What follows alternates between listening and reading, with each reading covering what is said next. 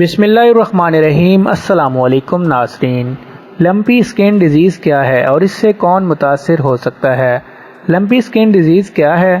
Lumpy skin disease LSD مویشیوں اور آبی بھینسوں کی ایک وائرل بیماری ہے جو نسبتاً کم اموات کا سبب بنتی ہے۔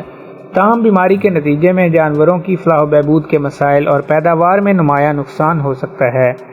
یہ بیماری بنیادی طور پر کیڑوں کے کاٹنے سے پھیلتی ہے، جیسے کہ مکھیوں، مچھروں اور ممکنہ طور پر ٹکڑوں کی مخصوص اقسام۔ یہ بیماری فومائٹس کے ذریعے آلودہ آلات اور بعض صورتوں میں براہ راست جانوروں سے دوسرے جانوروں میں بھی پھیل سکتی ہے۔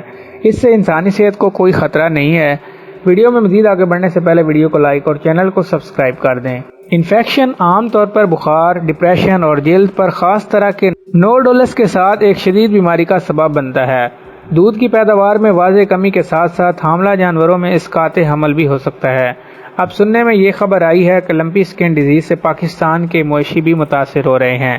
لمپی اسکن ڈیزیز کی وجہ سے اب تک پاکستان میں بہت سے مویشی مر چکے ہیں اور ملک کے دیگر صوبوں میں ہزاروں کی تعداد میں جانور اس بیماری کا شکار ہیں، جس کی وجہ سے ممکنہ طور پر ملک بھر میں گائے کے دودھ اور گوشت کا بحران ہو سکتا ہے۔ کہا جاتا ہے کہ یہ بیماری صرف گائے اور بھینسوں میں ہوتی ہے، دوسرے جانوروں یا مویشیوں میں نہیں۔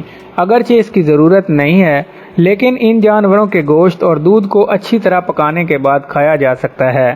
World organization for animal health OIE خطرے والے علاقوں میں ممبران کی حوصلہ افزائی کر رہی ہے کہ وہ وائرس کے داخلے سے پہلے ویکسینیشن مہم شروع کریں اور تمام وباؤں کی بر وقت رپورٹنگ جاری رکھیں۔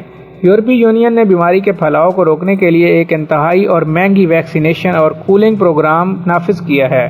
LSD کے ایشیا میں منتقل ہونے کے ساتھ اس بیماری کا آسٹریلیا میں داخل ہونے کا خطرہ بڑھ رہا ہے۔ مویشی اور مویشیوں کی مصنوعات کی تجارت میں خلل کے ساتھ ساتھ بیماریوں کے کنٹرول اور خاتمے سے وابستہ اخراجات کی وجہ سے داراندازی کا ممکنہ معاشی اثر کافی ہوگا۔